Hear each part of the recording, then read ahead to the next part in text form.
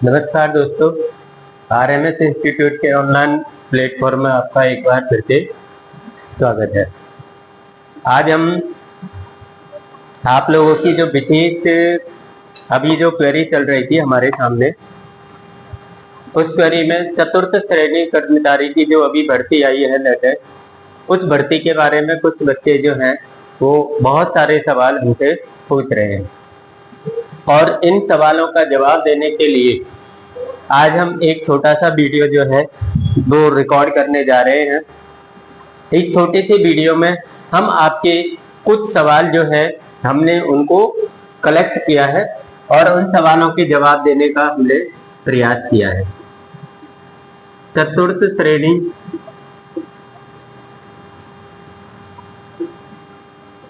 कर्मचारी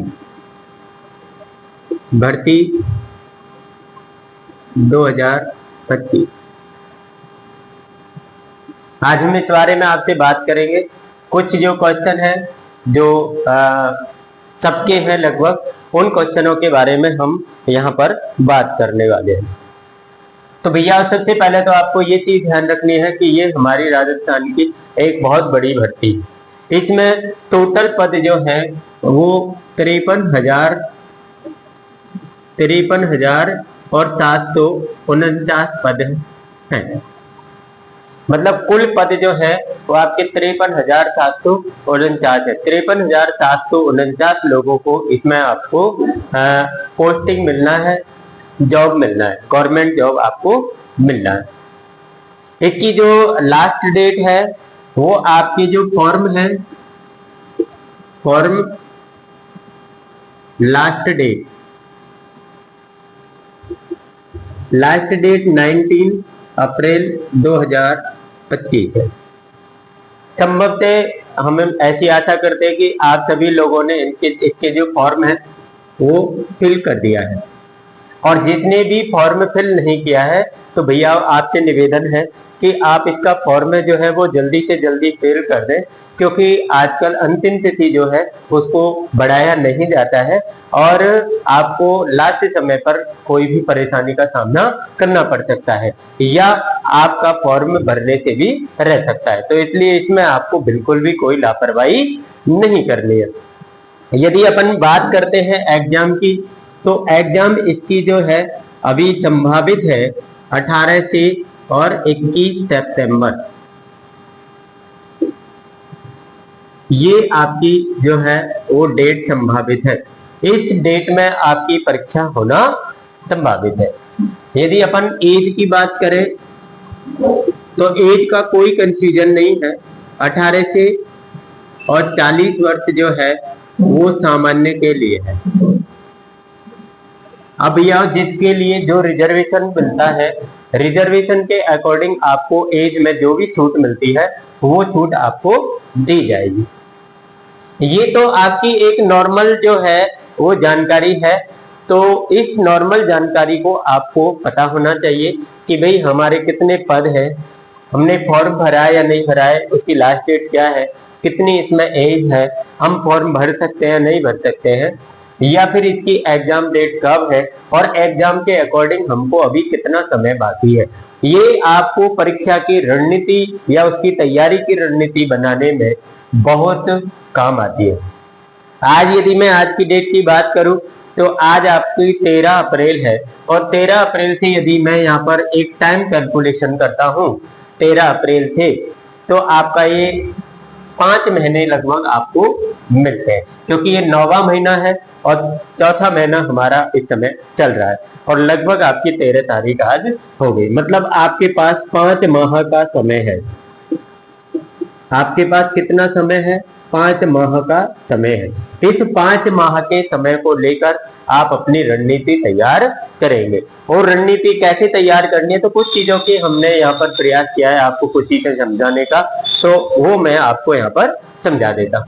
एक, आप जब फॉर्म भरेंगे तो वहां पर एक आपकी जॉब की प्रेफरेंस आपसे पूछता है, जिसमें 3 डिपार्टमेंट जो है वो ओपन होते हैं।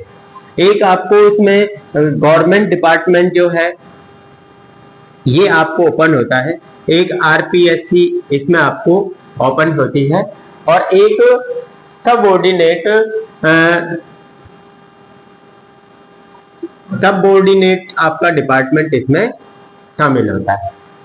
अब आपको ये अधीनस्थ सेवा चयन बोर्ड है, अधीनस्थ जो बोर्ड है ये आरपीएससी है, ये आपकी जो गवर्नमेंट डिपार्टमेंट है जिसमें आपके स्कूल है, कॉलेज है या अन्य कोई डिपार्टमेंट है, तो इसमें 1 2 3 करके आपको भरनी है।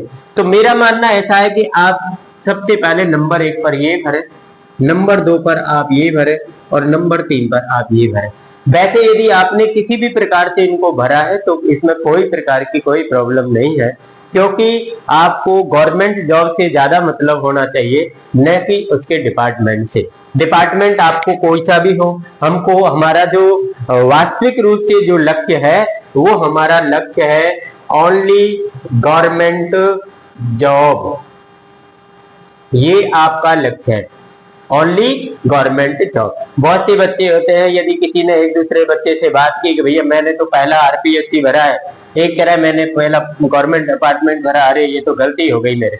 ये कोई भी प्रकार की कोई गलती नहीं है, आप किसी प्रकार से इसको भर सकते हैं। आपका लक्ष्य ओनली है गवर्नमेंट जॉब को प्राप्त करना, ये चीज अपन को ध्यान रखें। हाँ, यहाँ पर हमने इसको 1 नंबर पर सही क्यों माना, क्योंकि यदि आपको किसी स्कूल या कॉलेज में आपको पोस्टिंग मिलता है, स्कूल या कॉलेज में आपको पोस्टिंग मिलता है, तो यहाँ पर आपको अगली किसी तैयारी के लिए टाइम आप प्राप्त कर सकते हैं, मतलब नेक्स्ट कोई तैयारी आप कर सकते हैं, यहाँ पर आपको टाइम मिल सकता है। लेकिन यहाँ पर आपके पास में इतना कार्य होता है कि आप यहाँ पर टाइम कम निकाल पाएंगे।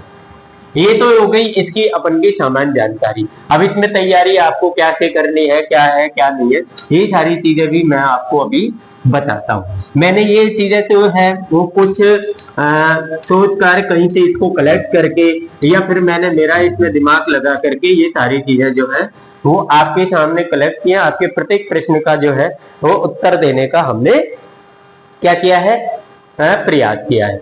तो अपन को सबसे पहले जो है कि एक चीज अपने दिमाग में लेकर आनी है कि हमको इसको कम नहीं आंकना है, इसका आकलन कम नहीं करना, कम आकलन नहीं करना, कम आकलन नहीं करना है। बहुत से बच्चे के दिमाग में अभी ये है कि ये तो 4th क्लास की भर्ती है, 4th क्लास की भर्ती में ऐसा कुछ नहीं होता है, ये तो छोटी सी भर्ती है, 10th पास बच्चे इसमें भाग लेते हैं।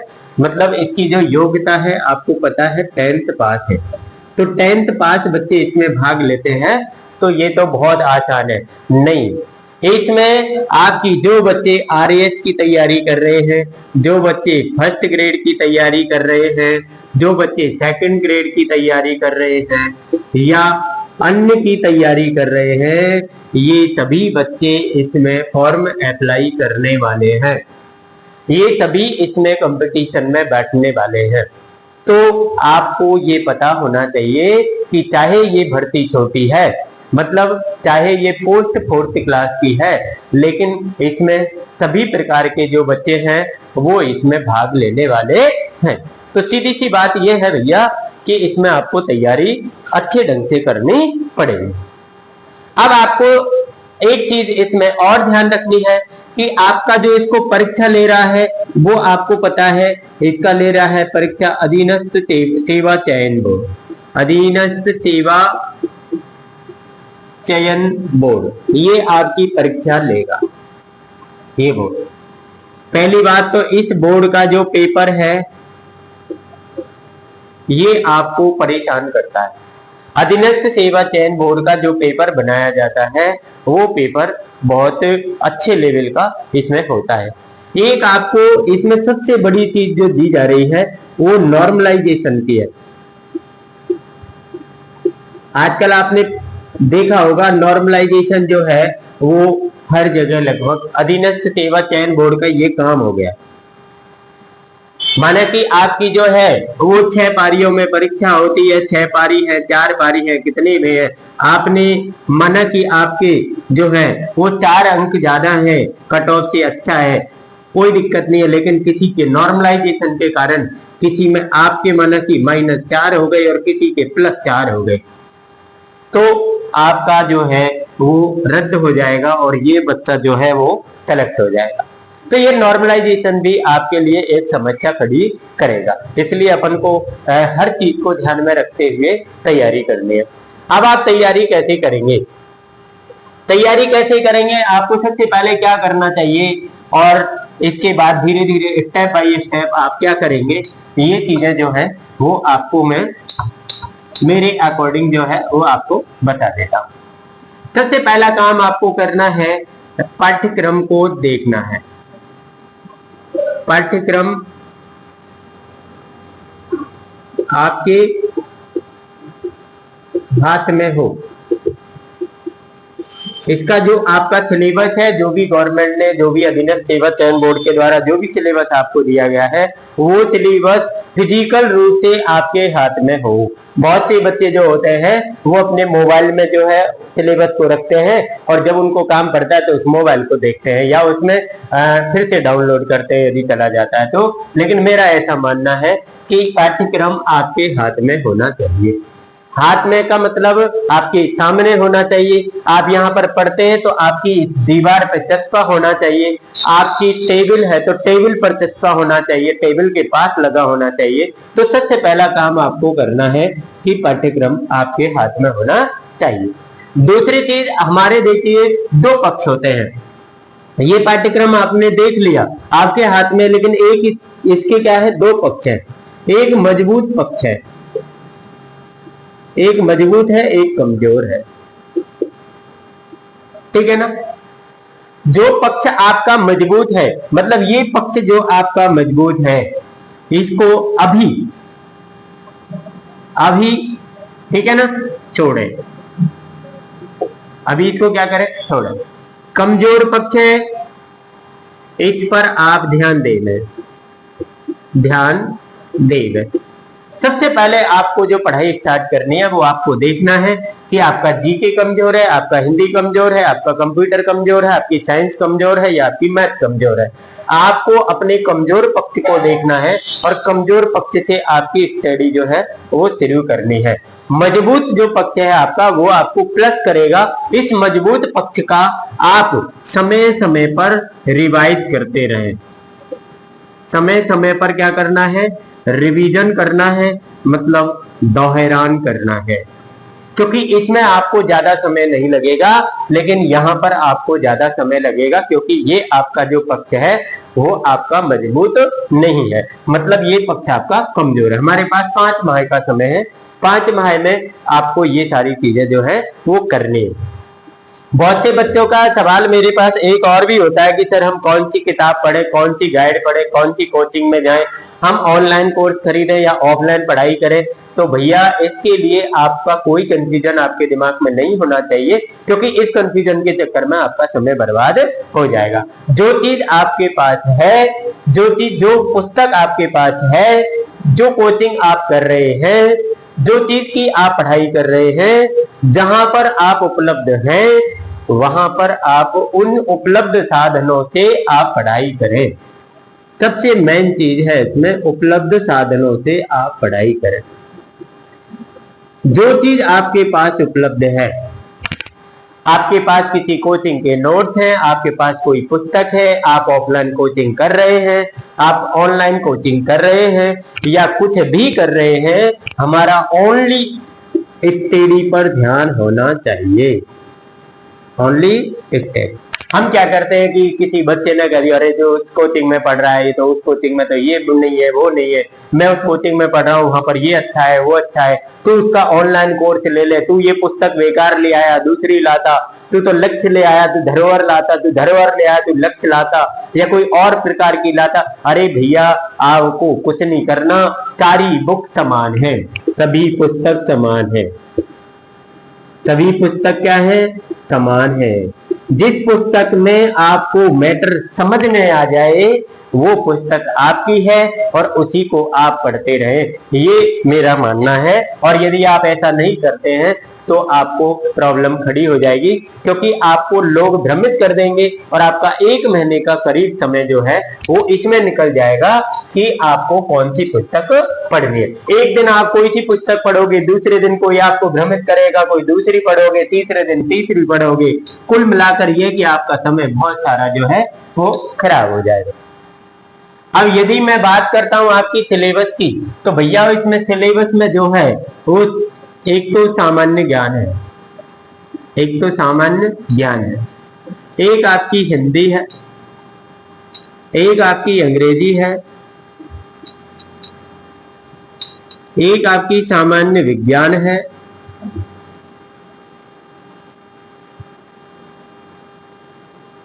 सामान्य विज्ञान, और एक आपका कंप्यूटर है। ये आपके सिलेबस में 5 पार्ट है, ठीक है ना। 5 पार्टों में यदि मैं बात करता हूं तो इसमें से आपको 70 प्रश्न आने हैं। इसमें से आपको कितने प्रश्न आने हैं? 70 प्रश्न आने हैं। हिंदी के आपको 20 प्रश्न आने हैं, इंग्लिश के आपको 15 प्रश्न आने हैं। कितने आने हैं आपको? 15 प्रश्न आने हैं। 70 आपके जीके से आने हैं, आपको 20 प्रश्न हिंदी से आने हैं, 90 ये हो गए आपके 105। और सामान्य जो विज्ञान है इसमें से आपको 5 प्रश्न आने हैं, कंप्यूटर में से आपको 5 प्रश्न आने हैं, और भैया एक आपकी इसमें करंट अफेयर भी रहेगी, करंट जीके। ये आपके 70 और 20 जो है 90 और 105, 110, 115 5 प्रश्न आपको ये करंट के देगा। इस प्रकार जो है वो आपको इसका डिवाइजेशन रहेगा। नहीं, मैथ इसमें रह गई है, अभी मैथ और इसके अंदर आएगी।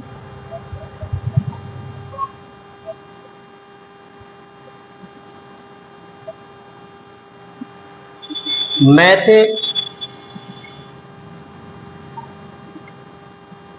गणित के इसमें 15 प्रश्न आपसे पूछे जाएंगे। गणित के इसमें आपको 15 प्रश्न पूछे जाएंगे। अब यदि बात आती है इसमें आपको हिंदी के 20 हो गए, अंग्रेजी के 15 हो गए, और मैथ के 15 हो गए, 50 और 70 हो गए आपके जीके के। अब जो आपकी जो सामान्य जैसे विज्ञान है और सामान्य जो आपकी क्या है जो कंप्यूटर है, उस से संबंधित जो चीजें हैं वो आपकी इसी के अंदर जो है वो डिवाइड रहेंगी। उसको आपको मैं डिवाइजेशन बता देता हूं। अब आपका जो जीके के 70 क्वेश्चनों का जो डिवाइजेशन है ये तो आपके टोटल 120 क्वेश्चन आपके यहाँ पर हो जाते हैं, 120 क्वेश्चन। अब आपका बात आती है कि आपके जो ये 70 प्रश्न हैं, ये 70 प्रश्न जो है वो यहाँ पर डिवाइड है। जैसे आपका इसमें भूगोल आएगा, ठीक है ना, एक आपकी इसमें संस्कृति आएगी, कला संस्कृति व कला, इसमें एक भारतीय संविधान आएगा, भारतीय संविधान व राजस्थान प्रशासनिक व्यवस्था, ठीक है ना। एक इसमें आपका सामान्य विज्ञान आ जाएगा, एक इसमें आपका कंप्यूटर आ जाएगा, एक इसमें आपकी करंट आ जाएगी। करंट में भी भारत और राजस्थान ये दोनों की है। अब ये 70 नंबर का आपका जो डिवाइजेशन है, इसमें 20 प्रश्न आपके भूगोल से आएंगे, 20 प्रश्न किससे आएंगे? आपके भूगोल से आएंगे, 20 आपके जो है वो संस्कृति से आएंगे। तो मेन पार्ट आपका ये रहेगा, ठीक है ना। मेन पार्ट क्या रहेगा आपका? भूगोल और संस्कृति, और भारतीय संविधान और प्रशासनिक व्यवस्था। 5 क्वेश्चन आपको संविधान से आएंगे, 5 इधर से आएंगे, मतलब 10 प्रश्न आपके यहाँ से आएंगे। 20, 20, 40 और 10, 50 प्रश्न तो आपके ये हो गए। बचे जो आपके 20 प्रश्न हैं, इसमें से 5 प्रश्न जो है वो आपके साइंस के आएंगे, 5 प्रश्न आपके कंप्यूटर से आएंगे और आपके 5 राजस्थान भारत और 5 राजस्थान, मतलब 10 प्रश्न आपके यहाँ से आएंगे। मतलब 20, 20, 40, 10, 50, 5, 55, 5, 60 और 10, 70, इस प्रकार से ये आपका डिवाइडेशन रहेगा। टोटल 120 प्रश्नों का डिवाइडेशन रहेगा। अब आपको भैया अपने हिसाब से ये चीजें छांटनी है, अपने हिसाब से ये चीजें सोचनी है कि मुझे कौन सा पार्ट मेरा जो है मजबूत है। जैसे माना कि मैं जीके पढ़ता हूं यहाँ पर, तो जीके में मुझे लग रहा है कि 70 प्रश्न में से अकेले भूगोल और संस्कृति कला में से मुझे 40 प्रश्न यहाँ पर मिल रहे हैं। 40 प्रश्न मिल रहे हैं, तो क्यों ना मैं इस पक्ष को मजबूत करूं जिससे मेरे 40 प्रश्न यहाँ पर मजबूत हो जाते हैं। भारतीय संविधान है, इसको आप कम पढ़े और सामान्य विज्ञान में छोटी छोटी चीजें पढ़ लें। कंप्यूटर की जो चीज आसान आपको लगती है वो चीजें आप पढ़ सकते हैं। इसमें आपके हार्डवेयर सॉफ्टवेयर है, इनपुट आउटपुट डिवाइसेज है, ऑपरेटिंग सिस्टम है और आपके जो सॉफ्टवेयर कितने प्रकार के होते हैं, कंप्यूटर कितने प्रकार के होते हैं, ये छोटी छोटी चीजें जो है वो आप पढ़ सकते हैं। इसके अलावा आपको यहाँ पर ऑफिस भी पढ़नी पड़ेगी, माइक्रोसॉफ्ट ऑफिस। ऑफिस में आपका वर्ड है, एक्सेल है, पावर पॉइंट है, ये सारी चीजें आपको पढ़नी है। करंट जो है वो आप भारत की 5 और राजस्थान के 5 प्रश्न यहाँ पर आपको पूछे जाएंगे। एक चीज आपको ध्यान रखनी है कि सिलेक्शन जीके के भरोसे बिल्कुल नहीं होगा। यदि आप सोच रहे कि जीके के भरोसे मैं सिलेक्शन ले लूं तो नहीं हो पाएगा बिल्कुल ही, क्योंकि जीके मेरी भी ऐसी है, आपकी भी ऐसी है, सब बच्चों की ऐसी है। जितने क्वेश्चन मैं सही करूंगा उतने क्वेश्चन लगभग सब सही करेंगे। लेकिन यदि आपको जो कोई सिलेक्शन दिलाएगा तो यहाँ पर आपका सिलेक्शन डिसाइड होगा। आप हिंदी के 20 प्रश्न जो है वो कर पाते हैं, अंग्रेजी के 15 प्रश्न कर पाते हैं, गणित के 15 प्रश्न आप कर पाते हैं, तो सिलेक्शन आपका यहाँ से डिसाइड होता है। यहाँ पर आपकी हिंदी में व्याकरण भी है, तो व्याकरण लगभग हमारी सब बच्चों की जो है वो ठीक होती है जो पढ़ते हैं, जो व्याकरण पढ़ते हैं। लेकिन इसके अलावा इसमें अन्य टॉपिक भी जोड़े गए हैं। ये टॉपिक आप देख लें, जैसे इसमें नोटिस जोड़ा गया है, निविदा सूचना है, विज्ञप्ति है, आवेदन पत्र वगैरह जो भी चीजें हैं, उन चीजों को आप अच्छे ढंग से सिलेबस में देखें और ये 20 प्रश्नों को आप कवर करने का प्रयास करें। ऐसे ही अंग्रेजी में व्याकरण के अलावा कुछ टॉपिक जोड़े गए हैं। मैथ जो है इसकी आप अधिक से अधिक प्रैक्टिस करें, मैथ की आप अधिक से अधिक प्रैक्टिस करें, ये बात ध्यान रखें, ये प्रैक्टिस से ही चलती है। तो सिलेबस का जो पूरा एनालिसिस यहाँ पर मैंने आपको बताया है, ये विश्लेषण आप खुद देखें और इस विश्लेषण को देखने के बाद आप अपनी पढ़ाई स्टार्ट करें। एक एक टॉपिक को इस प्रकार कंप्लीट करें कि भाई ये मेरा भूगोल जो है ये कंप्लीट है, मतलब 20 प्रश्न में से मैं आराम से 18 प्रश्न यहाँ पर निकाल पाऊंगा, क्योंकि 20 में से 20 तो सही नहीं होंगे, लेकिन फिर भी यदि आप कर भी सकते हैं, ऐसी भी बात नहीं है। तो ये चीजें आपको सिलेबस के अंदर जो है वो पढ़नी है। यदि आप इस प्रकार से सिलेबस तैयार करते हैं तो आपको कोई भी प्रकार की परेशानी नहीं है। और इसको समय रहते हुए आप डिवाइड कर दो कि मुझे इतने समय ये चीज पढ़नी है तो पढ़नी है, जो चीज मजबूत है उसको कम पढ़े, जो चीज कमजोर है उसको अधिक समय आप देते रहें। इसके अलावा और कौन सी चीजें जो है वो आपको ध्यान रखनी है, ये भी मैं आपको यहाँ पर बता देता हूं। इसके अलावा आपको क्या क्या ध्यान रखना है। अब आपने पढ़ाई कर ली, अब आपका मनोबल कैसे सही रहेगा, तो आपको इसके बाद अपने जो है वो मॉडल पेपर जो है वो निकालने हैं। मॉडल पेपर आपको निकालने हैं। मॉडल पेपर से आपका एक आत्मविश्वास बढ़ता है। क्या बढ़ता है? आत्मविश्वास बढ़ता है। आपके अंदर एक आत्मविश्वास आ जाएगा कि भाई मैं ये चीज कर सकता हूं। मैंने एक मॉडल किया, उसमें 120 प्रश्न में से 100 प्रश्न मेरे सही हैं, 100 प्रश्न मैंने कर दिए हैं, तो ये चीज जो है वो आपके लिए बहुत ही फायदेमंद रहेगी। इससे आपका बहुत आत्मविश्वास जो है वो बढ़ेगा। और जो चीज आपको अच्छी लगे, ये आप ध्यान रखें, जो अच्छा लगे वही पढ़ें। ये आप अपने दिमाग में बिल्कुल बिठा लें कि जो चीज आपको अच्छी लग रही है वो चीज आप पढ़ें। अगली बात ये कि इसमें नकारात्मक अंकन भी पाया जाएगा, नकारात्मक अंकन होगा, तो यहाँ पर भी आपको ध्यान रखना पड़ेगा कि नेगेटिव मार्किंग है तो कोई भी क्वेश्चन गलत जाएगा तो वो सही को भी लेके बैठेगा, ये भी आपको यहाँ पर ध्यान रखना है। एक आपको सेलेक्टेड चीजें पढ़नी है, सेलेक्टेड पढ़ाई करनी है, पढ़ाई करनी है। सेलेक्टेड का मतलब जो चीजें मुख्य बिंदुओं को आप पकड़िए, सिलेबस को पकड़िए, सिलेबस में से जो चीज आपको सेलेक्टेड लगती है उसको आप पढ़िए। बहुत से बच्चों की ये रहती है कि सर मैं लाइब्रेरी ज्वाइन करूं, घर पे पढ़ाई करूं, कमरे में पढ़ाई करूं। भैया जहां पर वातावरण शांत हो, शांत वातावरण, एकांत हो और जहां पर आपका मन लगे वहीं पर आप पढ़ाई करें। आपके घर में भी यदि कोई ऐसी जगह है जहां पर वातावरण शांत है, कोई नहीं रहता है, एकांत भी आपको मिल रहा है, आप वहां पर मन लगता है, कोई प्रॉब्लम नहीं है, आप वहीं पर पढ़ने लग जाओ। लाइब्रेरी में तो आपको बहुत से लोग मिलेंगे, बहुत से बच्चे मिलेंगे, पता नहीं किस किस बच्चे का दिमाग कैसा होगा, वो आपको किस प्रकार गाइड करेगा, वो आपसे क्या कहेगा, ये सारी चीजें जो है वो आपको परेशान करने वाली रहेंगी। एक आपको सबसे बड़ी चीज ध्यान रखना है कि सोशल मीडिया से बिल्कुल दूर रहना है, सोशल मीडिया से दूर। सोशल मीडिया पर क्या होता है कि ऐसी ऐसी खबरें भी आ जाती हैं जो बिल्कुल आपको 101% ये पता होता है कि ये सोशल मीडिया पर ये चीज गलत।